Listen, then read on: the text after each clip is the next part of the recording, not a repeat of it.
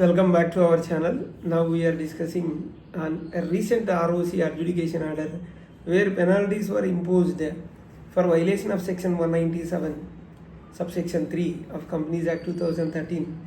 This case is a strong reminder for companies and professionals about the importance of the compliance in the matter of managerial remuneration, especially when the company has defaulted in the debt repayments. I'll explain you the background of the case. Here the company is Hari Missions Limited, the company registered in Odisha. The company paid managerial remuneration 25,41,300 despite being a loan default.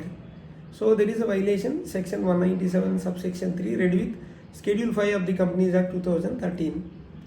So the law clearly provides in the case of the company has defaulted in repayment of its debts for more than 30 continuous days in preceding financial year, it must obtain prior approval of the central government before paying the managerial remuneration. So this particular company failed to obtain such approval, so leading to violation of 197 subsection 3 read with schedule 5 of Companies Act 2013. So ROC sent so cause notice. This was issued on 15th July 2025 to the company and its officers, including managing director, CFO, company secretary, other two directors. So the officers, they took defense.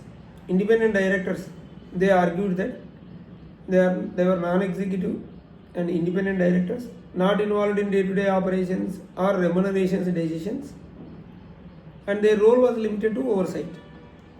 Chief Financial Officer also took a decision and took defense. He submitted that he had no role in deciding or approving remuneration, and he was not present in the board meeting where the remuneration was approved, and his role was only limited to financial reporting. And company secretary, he claimed that he had informed the board about the compliance requirement under section 197. However, the executive management, including managing director, ignored his advice. These were the defense taken.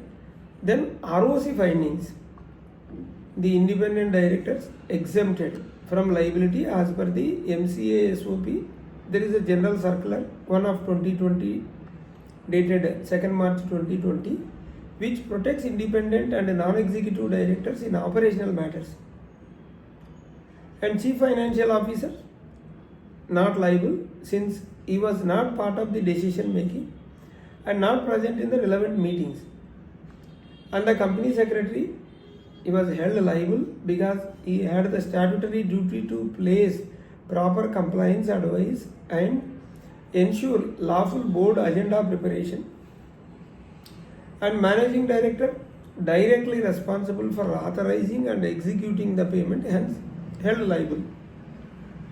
Company also held liable despite being under liquidation since 2018 because this violation occurred during its operations. Penalties were imposed as per section 197 subsection 15 of Companies Act 2013. So the company 5 lakh rupee, and on managing director 1 lakh rupee, company secretary 1 lakh rupee, independent directors there is no penalty. Even Chief Financial Officer also, there is no penalty. So the penalties must be paid within 90 days through MCA, e-adjudication portal. So the key lessons for companies with this judgment is debt defaults impact remuneration. Any default in loan or interest repayment bars companies from paying managerial remuneration without central government approval. Company secretary's role is a critical. Even if advice is ignored, the CS may still be held liable. Independent directors have protection. Yes, MCA SOP limits their liability to governance and oversight, not operational decisions. And this documentation matters because absence from meetings and recorded dissent can save officers from penalties. So here the conclusion is this company, this case is a classical compliance lesson for companies. Always check debt repayment status before approving remuneration. Obtain mandatory approval from central government as per Schedule 5. We have two channels, RR Corporates and RR Legal Talks.